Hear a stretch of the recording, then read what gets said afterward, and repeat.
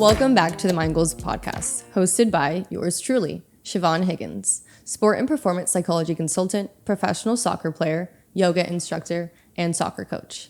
The Mind Goals podcast is a space that I hold for myself, other athletes, and other athletic personnel so that we can discuss how we acquired the mindset that we have today, all with the goal in mind that any listeners or viewers can overall improve their mindset as well.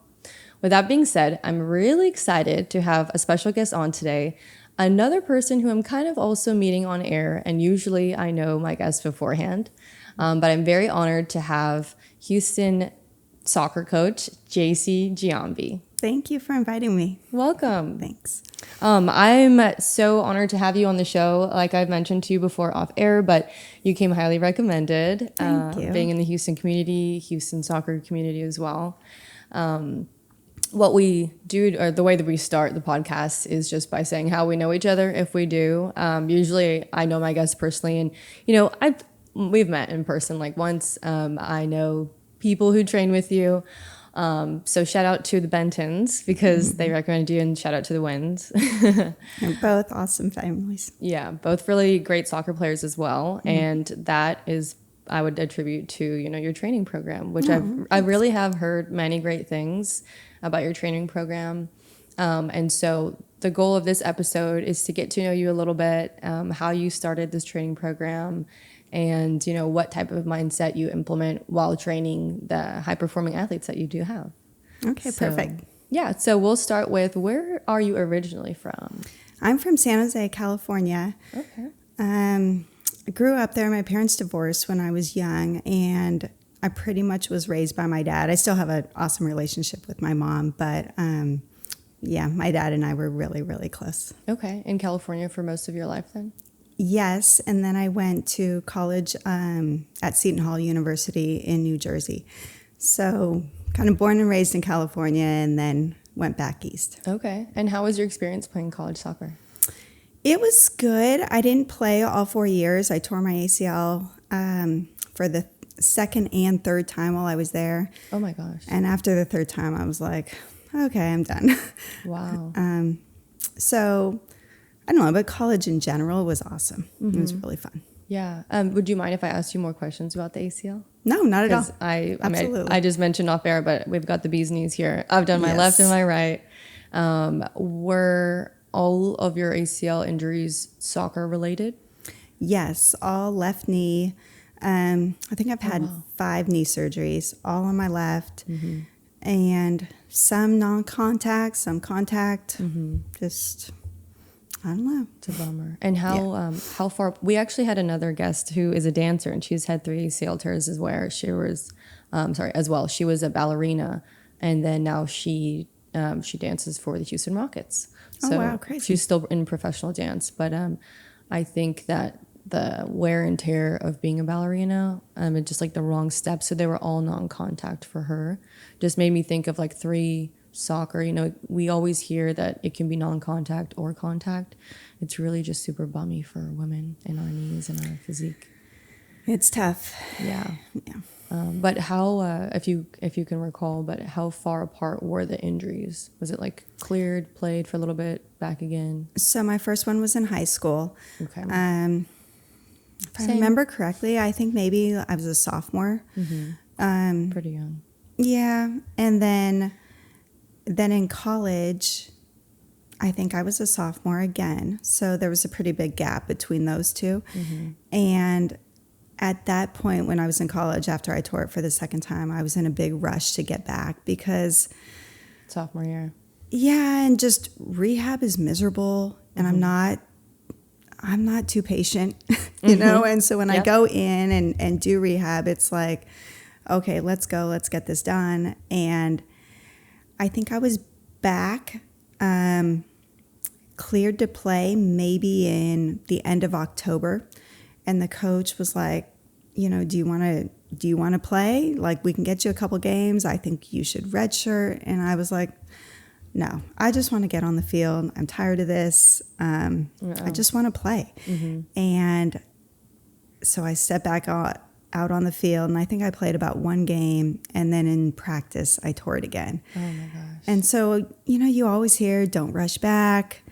It's probably true, you know, but I was just at that point so over the whole process that I wanted to play. Yeah. You know, and so then after that one, I thought, okay, this is number 3. I'm done. Did you finish your collegiate career, or you after that injury you said no more soccer? Like, because you were probably junior year at that point. Yes, I said no more soccer. Okay. And then I just started interning. I worked at Special Olympics in New York City. I worked at NBC Sports. I just kind of filled my time, you know, doing other things sports related, which I loved. You know, I definitely miss the camaraderie with the team, and that was really hard. But my best friends were still on the team, you know, and that never changed. It just kind of flipped the college experience from playing to working. Yeah. No, that, well, first of all, I'm so sorry. That is, okay. that's tough. I mean, I know, like, looking back is probably a little bit easier to talk about, but when you're in those moments, it's really difficult. But I completely understand that, you know, you shifted from like kind of being a player and you have your friends there you still have everything going on in college, to then maybe working a little bit more. And you mentioned staying in sports, which is something that's great. Like, as, you know, a mental performance coach, we work on it with athletes to help them understand their own identity around the sport, so that, you know, once that's gone or taken away for whatever reason, be injury or just, you know, health complications, or it's time, we know what to do with our life next, right? Because it's difficult. And there's so many intangibles between, you know, just the game of soccer, or just the sport that you're doing can translate to so many other various parts of your life in such a positive way. You know, and I think it's pretty easy if you're driven, which all high-level athletes are, right? Yeah. You know, to find that what's next pretty easily. Yeah. You know? Yeah. I think a lot of athletes do struggle to find that, but for whoever's listening, what you gain as an athlete is so valuable moving into the real world, if you want to call it, like the not sports world. You'll apply these traits and these experiences into your career, your professional career. You really will. Absolutely. They're so transferable. And so that's the reason why I love sports so much, because it teaches you grit, teamwork, resiliency, to show up on time, be disciplined, to try when things are hard, and to all work towards a common goal as well. Yeah. Absolutely. Yeah. So that's why, you know, I'm like, when we put my kids in any sports, you'll learn something from anything. Absolutely. But I looked at your website, and I know that people who are watching might not know everything about you, but will you tell me a little bit more about your experience in New York and working with the Special Olympics? And you said NBC as well, correct? Yes. And then I worked at ESPN too. Very cool. Yeah. After I graduated, it was like my dream job. That's awesome. I absolutely loved it. You know, when you intern, sometimes it's, you know, bottom of the barrel, you know, filing papers and, you know, just doing all the odd jobs. Special Olympics was really fun because you had to deal with some of the athletes, and I just have a soft spot for some of those kids. I have a special needs son too. So that was really fulfilling. I still look back at those memories and smile. Yeah. And ESPN was amazing. And then when I went back home during the summer in college, I interned at Stanford in their sports department. So I've just been surrounded by sports, and for me, it's never felt like a job. It's been such an interest of mine for so long. Like, my dad just raised me like that. Yeah. So it never really felt like work. You know, it's been so much fun just being in the sports capacity, whatever that might be, you know, whether I own my own business or I'm an intern or part of a team. It just, I don't know. It's been a passion of mine for a long time. Yeah. Very cool. Those sound like really fun opportunities. And I can completely relate. And, you know, doing what you love, it doesn't feel like work. And that is real. Yes, exactly. Yeah, it does exist for those of you out there who might not be loving it. I know. We always say, find a job that you love. It's much harder, to do than just say. But yeah, if you're one of the lucky ones that actually can do that, it's really fun. Yeah. And so what led you to Houston? So I got divorced, Okay. and my now ex-husband got a job transfer here. So that's how I ended up here. What year did you move here? 2000 and let's see, 6. Okay. Yeah, so I've been here quite a while now. Yeah. My family moved here in 2000 I was actually born in Scotland. So I moved from Scotland. And then I was about 4 years old and had this thick Scottish accent when I got here. It is completely gone. So anytime I tell somebody I'm Scottish, they ask how or why. But we moved here when I was young, and we've stuck around ever since. But I was going to mention that I guess we maybe had like briefly met in 2019, maybe. Or maybe 2020. There was a summer where I was training with the Royals. I didn't quite join the team, and the Albion Hurricane Royals, for those listening. And they had a WPSL team at the time, and we did a boxing session. Oh yeah. And that's when I met Bobby, and it must have been at the facility where you trained. Yes. Okay. Yeah. Will you tell, what is that facility? I don't even know where that is anymore. I was just there one time for the boxing session. So, kind of to backtrack, I used to train at parks. Okay. And my now husband said, why don't you, he's a Taekwondo coach. Okay. So he's obviously indoors, and he's always had an indoor space. And he said, rather than traveling to all these parks, and I would bring all my kids with me. Okay. So we have 7 kids between us. Oh my gosh, yeah. And so they would travel while I trained and just play on the playgrounds. And it just, I don't know, I'm training over here and then trying to kind of watch my kids over here. And it was just really difficult. And so he said, why don't we get a bigger indoor space and you can come in and do your soccer training? And I was like, okay, I guess I'm not big on change. So I was a little hesitant, but then I said, okay, sure, why not? And we have the space. We're still in the current space, but we just expanded it. And so when we expanded, then Bobby put the boxing in the back, and soccer, we just added more turf. Everybody kind of got more room. So we're in the Spring Branch area, and we have Taekwondo and soccer and boxing. Oh, that is so cool. Yeah, it's really fun. Okay, wow. I love that. Wow, that is the place that I went to. That's how I met Bobby. And then I was like, well, this workout was really hard. But I didn't realize that there was soccer there. I think that we had used it because of the space. Mm-hmm. Oh gosh, okay. And so then, had you been training their daughters since then? That would be 2019, 2020? 5, 6 probably years? Yes, I've probably been training Sarah that long. Wow. Yeah, that's what's so fun to kind of look back on some of these. I call them kids because I really feel like they're my kids, you know. But some of them I've trained for 15 years, from when they were 5, and now they're 20. That's and awesome. It's really fulfilling to see how they grow. Mm-hmm. Yeah, I don't have any. Well, I had a few. Maybe I trained for about 5 years, just personally. When I was in college, training some kids, going to the local park right nearby in their neighborhood, and then just seeing them grow is really, really cool and very fulfilling. Absolutely. Yeah, wow. Okay, so let's get into a little bit about HC Soccer. Okay. First of all, how did you come up with the name, and what does it stand for?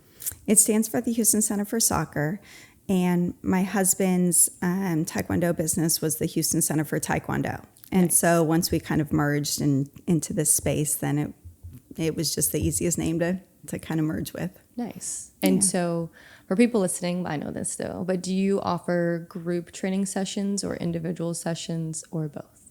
We do both. We have private training, semi-private, which is usually six kids or fewer. And then we have some team training, and then we have kind of just bigger group training too. Very cool. And how long do the sessions go for? It all depends. Usually the beginner class is around 45 minutes just because of their attention span. Gotcha. And then we kind of move up from there. Experienced is an hour and 15 minutes. elite is an hour and a half. And then my like college or varsity high school kind of groups, I'm pretty bad on timing. I just kind of, I just go until they look like they're exhausted or we've had enough of each other. But I'd say usually an hour and 45 or 2 hours, something like very that. Nice. And what would you say your training philosophy or techniques are? Like, what is different about your training program than any others? I think I'm different because I can relate on so many different levels. Mm-hmm. You know, I was a player, I was a coach. You know, I'm a trainer now, but I think the biggest thing is I'm a mom. And so I can relate to the kids, and I truly care about them as people, what they're doing off the field. Like, girls will come in and show me their prom dresses. And that, to me, like, I don't know, I'm just a fan of the kids. Mm-hmm. Sometimes I feel like the clubs are so, they're just big, and it's more of a business than a family sometimes. Yeah. And I just feel like I can connect with the kids on a different level, and we just have more personal interaction. So I think that's kind of what makes HC soccer a little bit different than other places. Yeah, very nice. I mean, it's just like what we said, you know, your experiences will lead you to doing something that makes sense. Mm-hmm. And it does, and you're so invaluable because of that as well. Like I'm thinking about who else I could name that has all the things that you have, and I can't.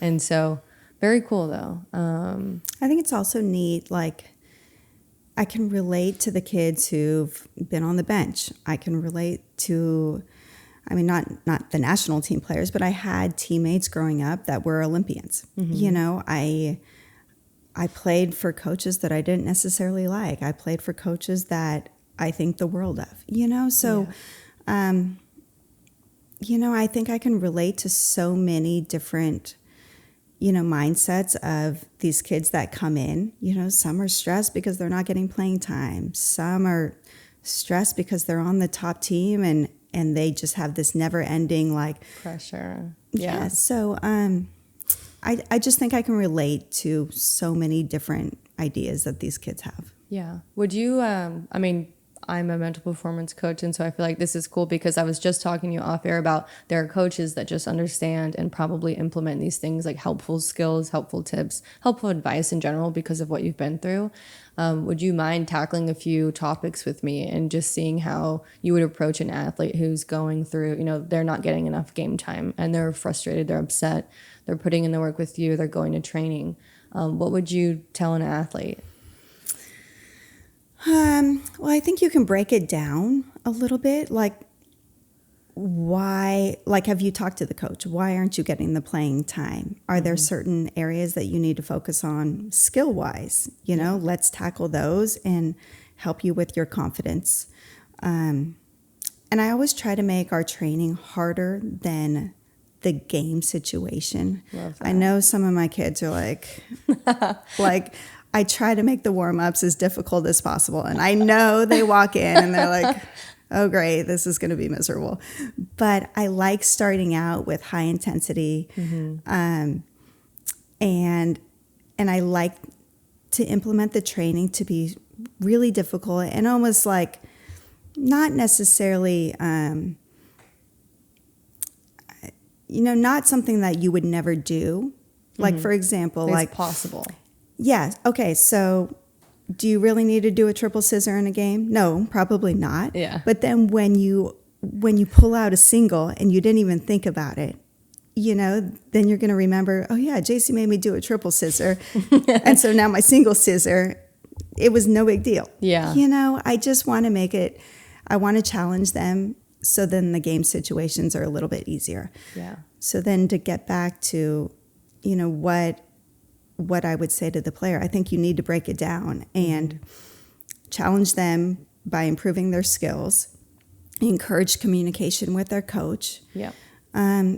Give them tools that are things that they can control. Yes. You know, so many times kids come in and they're, you know, talking about somebody else got more playing time. Yeah.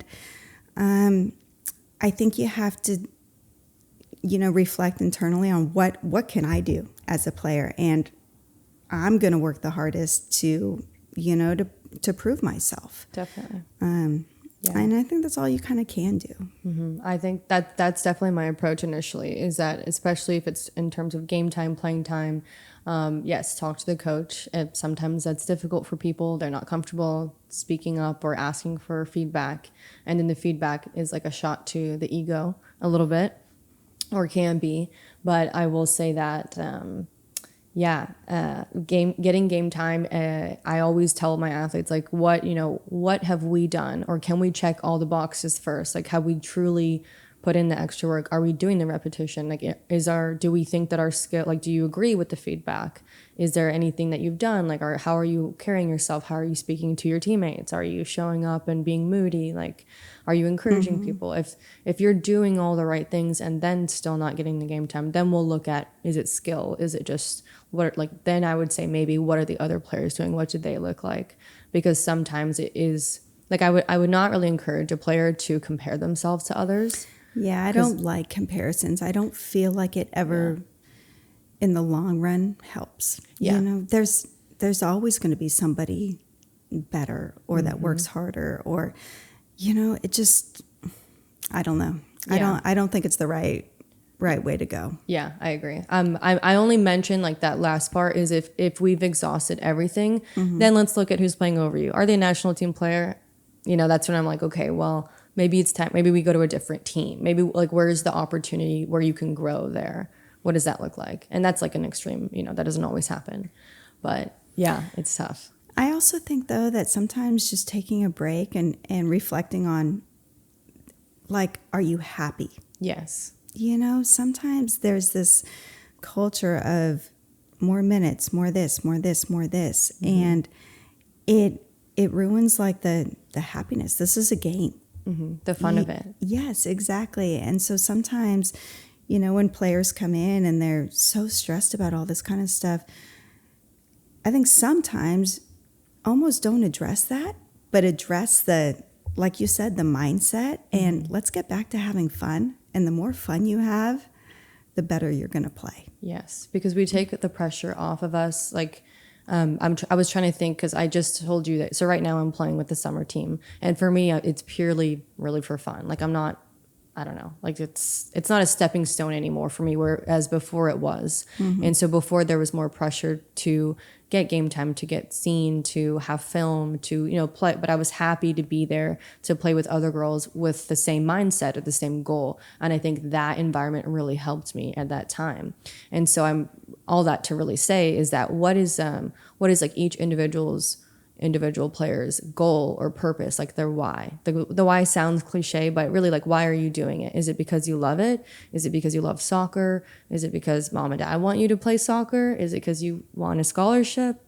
Like, what's the reason? And don't forget about it. And then let's try to, like, tap into it each training, because no one's going to work hard if there's, like, not enough motivation for it. Like, what, sometimes an athlete will sit there and look like, why am I doing this? Or if I'm not playing enough, or if I am playing and I'm still not satisfied, then what are you getting out of it? Like, what is your purpose? What is your motivation for it? And so sometimes I try to come back to that with an athlete, and I don't want to, like, stray anyone away from not playing their sport. I love it, and I think that it's up and down. It's not linear. Like, you'll be motivated, you'll be unmotivated, but if you come back to the reason and the goal, then that's really helpful in the long run. And they forget, like, the meat of the journey is the fun part, because then when you get to the end, or, like, senior season, or you've won the conference championship and you look back and you think, like, oh, well, it was actually fun in training when we were all, like, laughing and then we had to run. Like, or it was fun when we learned that new skill. It was fun when we got to go on the road. Like, I try to teach my athletes to remember the journey. Like, the journey is truly so much fun. Like, we're in summer right now. Cool. We get to wake up in the morning. I know maybe it's early for some people. You don't get to sleep in, but that's the sacrifice. And you're going to make new friends. You're going to be fit. You're going to be that much more ready for college or your next season. Absolutely. Yeah.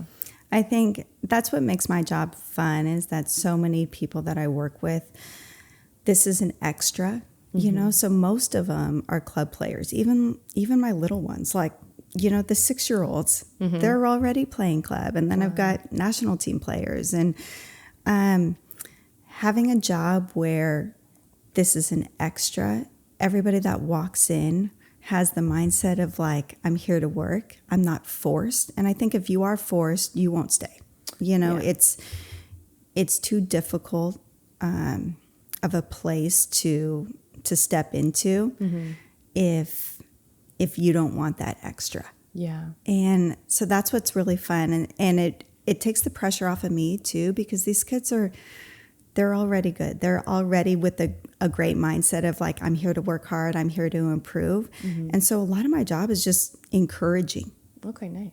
Just being a fan of them, which I truly am, like on and off the field. Some of these kids they're such great people, not just kids or players, just they come from great families or what they're doing outside of soccer.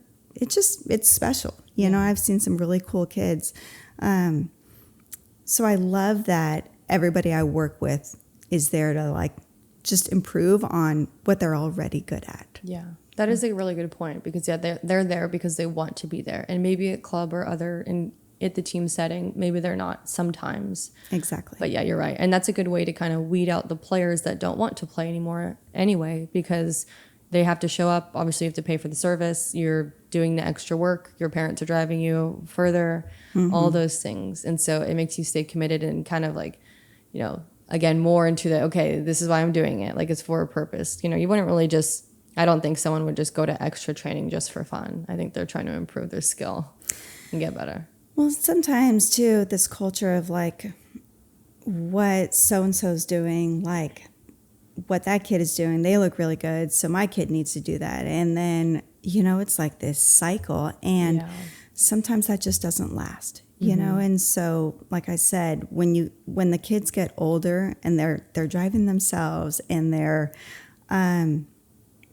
just at a different maturity level of, I'm not doing this to keep up with somebody else. I'm doing this because it's fun. Like I know our environment it's hard, but I hopefully the kids think it's fun. Yeah. And really worth it. Sometimes I feel like the club practices, it's the same drills every time and it's monotonous. And sometimes I just hear kids they're dreading, going. And so sometimes they come into me after or before practice and they're like, I hope like that's the fun part. And I know they're getting their touches and sweating and, working hard. But in the long run, I hope they think that this is, it's an enjoyable place. Yeah. Yeah. How would you describe the environment? Because I've only heard, I'm like kind of nervous if I were to be like, can I be trained? But I wonder what it would look like because I've heard that it's intense. You're the real deal is what I hear on the street. Oh, that's nice. But it's also fun. So I'm listening. But how would you describe it? I would say it's definitely intense. The warm-up usually is the hardest part. Okay. So sometimes kids, I notice the ones that join in like 10 minutes late because they're like, oh God, I hope I missed the warm-up. Really? Yeah. Wow. Yeah. Okay. So that sets the tone too. It does. And that's why I do it like that. So when they walk in, they know like we're here to work. Yeah. Love it. And I just try and structure it where I try to bridge the gap of what these players aren't getting from the club. And that's not a knock on any club soccer. It's just that sometimes they don't have the time to necessarily focus on individual technical skills or just the individual player as a whole. Yeah. They only get a certain amount of time. And so I try to maximize the touches and obviously, I don't know, use both feet and the fundamentals. And then I've slowly over time started working more towards combination play. Okay. I feel like there was a time where the individual technical touches and moves were the thing to do. Yeah. That all the players that you noticed on the field was because of fancy footwork and stuff like that. And depending on their position or just them as a player, some players can't excel in that, and you can't necessarily have an entire team of really skilled players that can do, footwork in their sleep. Yeah. It doesn't always work. So, but you do need, to play quick and 1 and 2 touch, and you have to add in movement and have a good first touch. So I try and, like I said, bridge the gap between, making a complete player. So hopefully they're so comfortable on the ball in all situations that they're not freaking out in the game. Yeah. They're not anxious. So the drills that we try to implement kind of just touch on all those aspects of the game. That's good. Yeah, that we would call that like high pressure training. Mm-hmm. Yeah, high pressure training, because when you come time to the game, it's one thing to be with a friend in the ball and do a scissors and give and go, cool. But there's no pressure, like there's no coach yelling at you in that time, and so you want to replicate that. And I liked it. It's like the first thing, because it's a wake up call. It's good morning. Yeah, we just did this warm up. Let's get our touches. Let's get the pressure on. And then we can settle into it. I think that's great. Yeah. And I always like to finish too with, especially my younger groups, of certain players can do drills all day long. Yeah. And drills, for some are really easy. For some, they're not. They can't comprehend the complexity sometimes. Yeah. But I like to end training with not necessarily a drill, and not necessarily free play either. It's structured free play a little bit, where they've got to implement these touches in high pressure situations without, the cones, and this is what you do and this is what you don't do. Like, to have them actually think and play and make mistakes. Yeah. That's the other thing, is sometimes like I want them to try different things. I always tell my players, like, this is the place to try anything and everything. And I'll encourage you if it doesn't work. If you tried something new and, you're learning when it's going to work, when it's not, this is the place to do it. And I don't know. I really try to encourage our players to make mistakes and kind of learn in a situation like this. So when the game time comes, again, you don't feel as much pressure. Definitely. Yeah, I think that's great. What would you, this piqued my interest in something, what would you tell a player, or maybe a parent of a player, where they're coming to training, they're getting this good individual work, they're being creative and taking the chances, but come game time, they're not fully unlocking their full potential. Like you've seen them do it, they're capable, they know they're capable, but do you think it's maybe a lack of confidence, or they're like scared to try? Because come game time, we're not whipping out the cool moves that we know. We're not taking the shot when we have a great shot. I think it's reps. I think it takes certain players, it takes a lot of time to get in those situations and feel comfortable enough. Yeah. It might take somebody like literally one game to throw a step over, and it might take somebody else 3 years. Yeah. Everybody's different. I think you just encourage the reps. Sometimes I also tell the parents, and I'll talk to the kids as well. I actually like talking to the kids more than the parents. It's understandable. One of the better things about my job is that I can talk to the kids more. Yeah. But I'll encourage them to have like a teamwork goal. So, it's a team sport. You've got to combine with your teammates. So maybe, let's say your goal in the next game is 3 give and goes. I love that. And then have an individual goal. How about 1 step over, or 1 scissor, or maybe you take 3 shots, but having goals that involve others and not just yourself, I think kind of challenges their mindset, and it keeps the end object of using my teammates. That's how you win. Yeah. In the back of their mind. That is so good. Like, I'm going to write that down when I'm finished with this, because I teach athletes to, sometimes we set game goals or practice goals, and it might be use your left foot more, or it might be, if they want to score, right? A lot of people want to score. How are you going to score? Like, it's one thing to say you're going to score, but what gets you to scoring? Being open, asking for the ball, dribbling, taking somebody on, and actually shooting. Some people forget you can't score if you don't shoot. You have to be in a position to shoot. You have to create that opportunity as well. So if your goal is this one shooting, I just listed about 5-6 things that you can focus on during the game, and maybe you choose 2 or 3 of them. But I think it's also great to unlock the team aspect of it as well, like combine with somebody else. I think that's so great. And a lot of times athletes are so focused on wanting to either take somebody on or score a goal or just do something big. But if they break it down and they make small goals, I think it's such a great way to take pressure off of themselves, because it gives you small things to work on. And then the greater outcome will come from these small little tasks that you're focusing on. And just back to the fundamentals too. Yeah.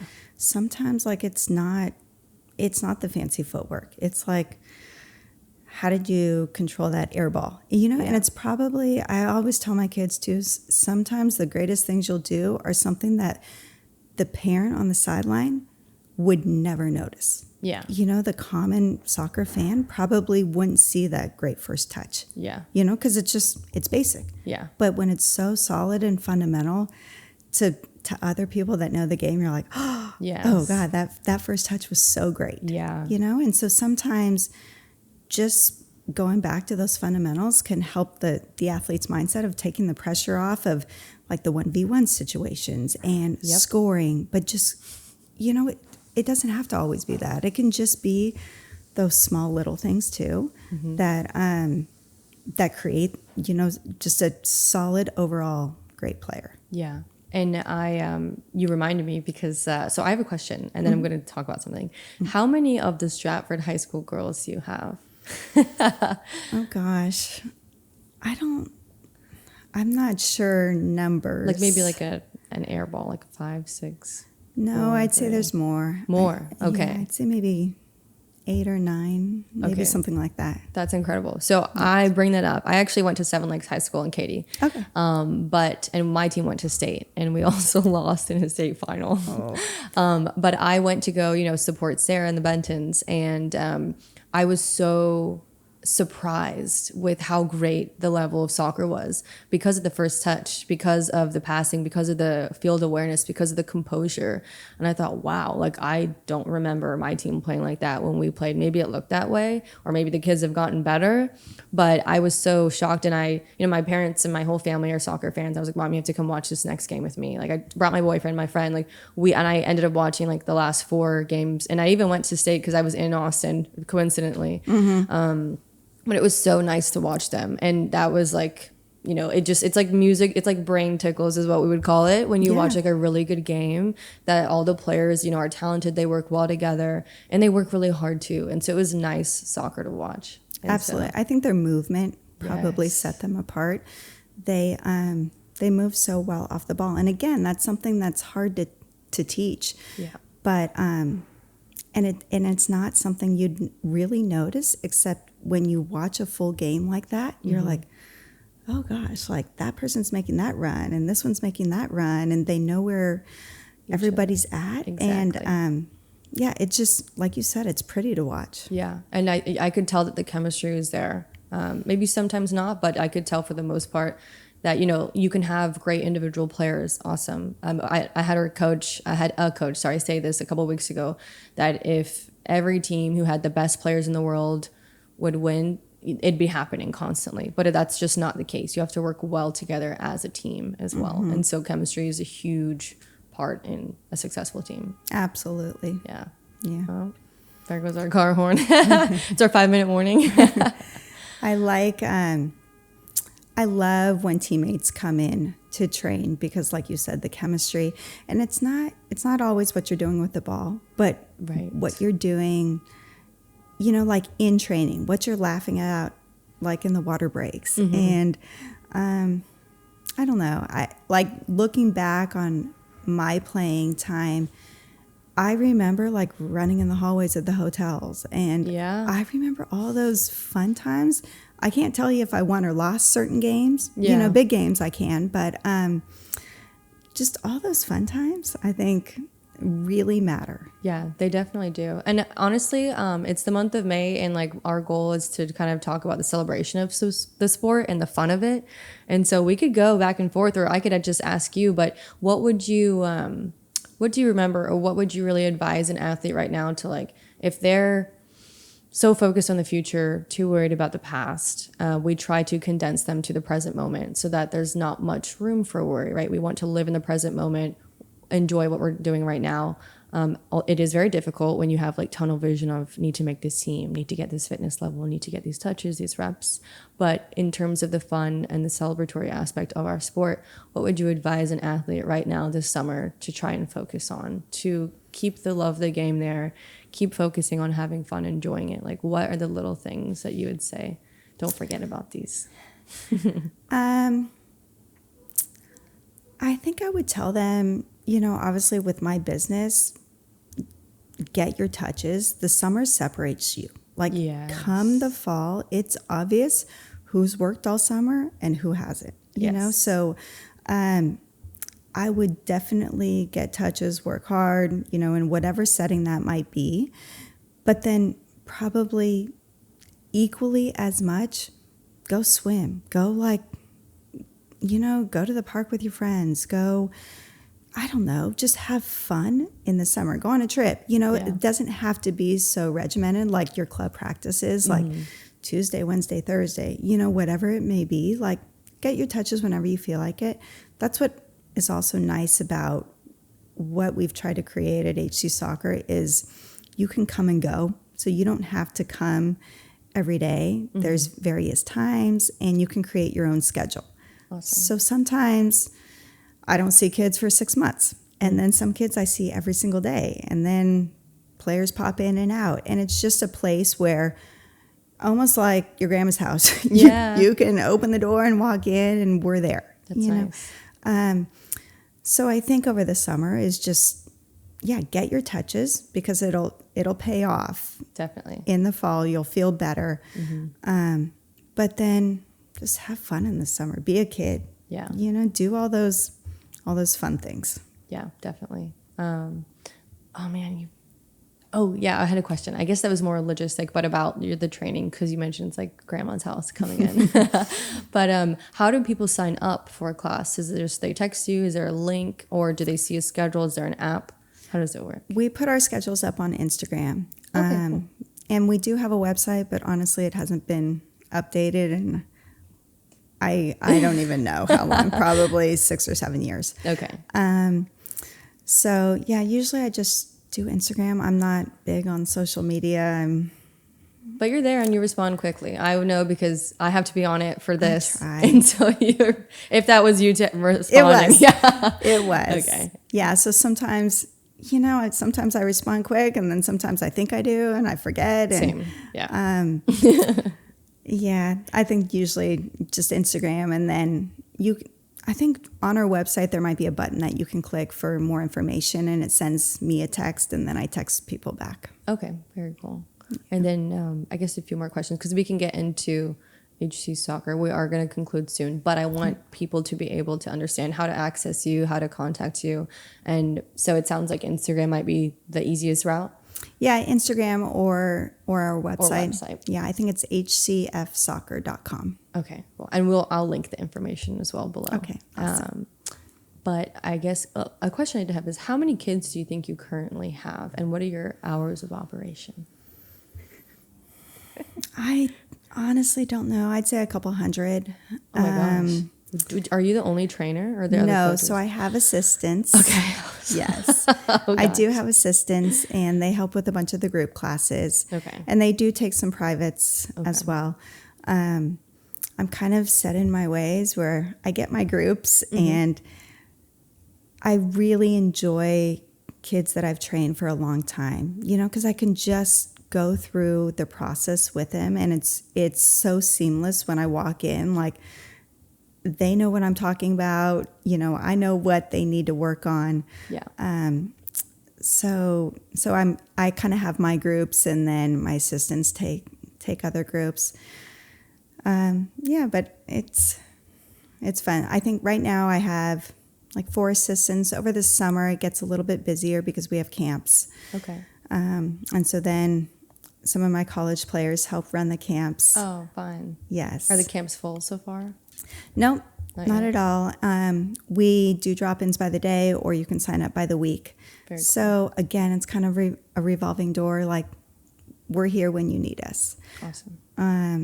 So I think camps usually start at 9:45 and go to 1:45, and then then the training basically goes till 8 at night, 9 at night, something like that. And then we usually have private training on the weekends. Okay, very nice. Cool. Yes. Awesome. I'm informed now. Yeah. Usually we're there. Yeah. Okay, perfect. Oh, I had a question that it's going to sound off topic now, but it was maybe back to the meat of like the high intensity portion. I'm assuming you have, but have you seen tears in your training? And if so, how do you address them? I have. A lot of times it's the first, 1 or 2 trainings. Mm-hmm. Sometimes that's okay, because things are going to be hard, and that's okay. And I think you just need to encourage them that, yes, this is going to be hard, but you're doing great and this is going to pay off. And if it was easy, you wouldn't be challenged. Yeah. And then I'll use other players, for example, like some players I've trained, when they came in on their first day, they were in tears and they're playing in college. Yeah. And I'll say, and sometimes they're there at the same time, and I'll bring somebody over and say, what'd you think of the first time? And they'll say, oh my God, this was so hard. And I didn't think I wanted to come back. Oh God. But it's really worth it and it's really fun. Yeah. And then sometimes too, I'll send kids to one of my assistants. Sometimes I'm not the most patient person anymore. And some of my assistants are great with kids that basically need that confidence boost. I'm not saying I'm not, but might not have the time for it, especially in like a couple group sessions. You can't sit and address one person. Yeah, well, it's hard when somebody comes in new to an existing group. Gotcha. It's really difficult just to seamlessly put somebody new in, and for me not to change my expectations. Yeah. I get really kind of set in my ways and the kids, honestly, some of them are so good that it just flows. It rolls so quick. And so when you put somebody new in, it can be really overwhelming. Yeah. And we just need to remove them for a second and put them with somebody else and just say, okay, let's catch your breath. Yeah. And we're going to go back to the basics and slow things down. That's the other thing, is sometimes I think all coaches kind of feel this pressure of timing. Yeah. We want to go, go, go, go, go. Yeah. And some kids can handle that and some work at a different pace. And we need to slow it down for them. Okay. Yeah. Would you say the tears are mostly frustration or confidence? I think it's a sense of just feeling overwhelmed. Yeah. Sometimes. Yeah. And sometimes that requires taking a breath, honestly. Taking a step back, taking a break. Are there, in a moment where they might need one person, say there's a group of 6, one person might need to step away. What would you encourage them to do? To go off with an assistant coach? Like, is that always accessible? Or is it more just take a second, hop in, or take your moment and come back when you are ready? I'll encourage them to go get some water, come back, watch for a little bit. Sometimes just calming down and watching the situation, you can learn so much by watching. Yes, yes. I'm constantly telling kids, like in the class, somebody's like bouncing the soccer ball, or I don't even know, like twirling around. I'm like, what are you doing? Yeah. Stop, and just watch. And I think I learned that with my own kids. Mm-hmm. Like when one of my daughters touched the ball for the first time, she might have been like 4 or 5, and she knew everything. And I'm like, whoa, like, how do you know this? And it's just by watching. Yes. And so sometimes I think if kids are overwhelmed, you can just ask them to watch for a second. Also, some drills that we do, they can be pretty complicated. And normally I'll give them a couple chances. And if they can't, again, like, it's hard to slow down groups, and I don't want to slow down anybody. Right. So I'll ask them to, take a step out, come back, and just watch. And when you feel ready, let's jump back in. Yeah. Yeah. Okay. Well, I'd be really curious to go watch one now. I feel like this is a combat. No, you have to. No, you have to jump in. Oh, I have to jump in? Yes. Oh, God. Yeah. Okay. All right. I'm sure I will. I'm saying it. It's kind of contagious, I think. Okay. Yes. But in terms of like a mental performance coach aspect, I would say for the kids that probably need a moment, yeah, it gets overwhelming. That's so frustrating. And then yes, it causes tears at times. But I would say take a step back, get a drink of water. Sometimes you need to walk it out. Sometimes you just need to catch your breath and then watch and then build yourself up with some self-talk. So tell yourself you can do it. Tell yourself you'll get the next one. Whatever just happened. I wouldn't say forget about it. I would say learn from it. Like, what was I doing wrong? Let's see what we can fix. Repeat if you need to go left, then right, then back, whatever it is. But give yourself quick direction just because it can be super overwhelming. When I was very, very young, I would get really frustrated with anything, like any game, anything that I was losing or not getting. My parents would say I learned in black and white. Either you got it or I didn't. And I was like, yeah, I don't get it yet. And it's pissing me off. And it would just like put a mental block for me. And then I was like my own worst enemy. And a lot of athletes are that for themselves. And I want to encourage them to be their biggest cheerleader, the biggest advocate. So I think self-talk is very important. And just taking a step back, taking a deep breath. Also putting yourself in the right situations, that's why we try to offer so many different options for training. To throw a kid into a situation where they're going to be so overwhelmed, like that's not going to be productive, you know? So you have to find the right balance of challenging kids, but also creating something that's comfortable enough as well. Yes. You don't want it too comfortable. Right. Because then you don't grow. Exactly. But you don't want them completely overwhelmed. So sometimes we'll encourage a private training session for like 3 because they're not ready for the group class. Okay. And then some kids do the private training and they decide, okay, I've had enough of that and I want to join the groups and they feel ready. Or I love the private training so much, I don't want to do the groups. Yeah. So trying to find the right balance of what works for each individual kid is key, I think. Definitely. Cool. And it's great that there's a lot of different variety as well. Because everyone's different. Yes. Everyone's different. Yeah. Well, it's been really great having you and getting to know you and a little bit more about HC soccer. Thank you. The way that we conclude the shows or episode is by I give the guest the floor and you can say anything you want, whether that be like a memory, a quote, or you want to just give advice to anyone, parents or athletes out there. But oh gosh, I know, it's kind of the hot seat. It's open-ended, yeah. If there's anything maybe that you feel called to say or something that you've seen shown up a lot in your sessions or maybe a question that's being asked quite a lot, now's just a good opportunity to give that advice. I think overall, my advice to the kids is just to remember it's a game. I think sometimes parents, coaches, everybody, we all get caught up in pushing. And at the end of the day, you have to remember it's a game. Yeah. And this is supposed to be fun. And sure, you can work as hard as you can and we'll help you. But I think the most important thing is to remember just to have fun with it on most days. Yeah. I think that's key. Yeah, definitely. And it'll keep you in the sport longer because we don't want to do anything we don't like. No, you can't. No, we can't. And there's no longevity in that. You have to love it to some capacity. Exactly. Otherwise, no fun. And I think finding teammates and coaches and environments that encourage the fun, like you said, you can take the game as far as you want when it's that environment. Yeah, definitely. I am such a big proponent of environments being, very crucial for somebody's growth or detriment.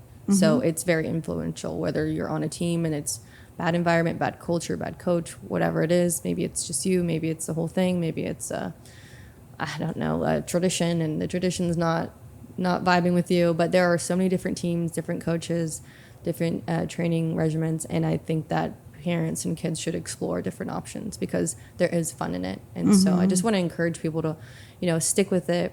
There is a lot of pride and a lot of there's a word I can't put my finger on, but fulfillment in sticking to something, but finding the joy in it. And just remembering, if you're not finding the joy in it, what are we going to do about it too? Yes, I think equally though, understanding that life isn't always, Yep. easy and fun. And so sometimes with sports, like we talked about, you have the roller coasters, and Yes. that's life, For sure. and so not necessarily, I wouldn't encourage people, if you're not having fun here, you jump here, you jump here. Right. It's finding that balance of, is it fun for the most part?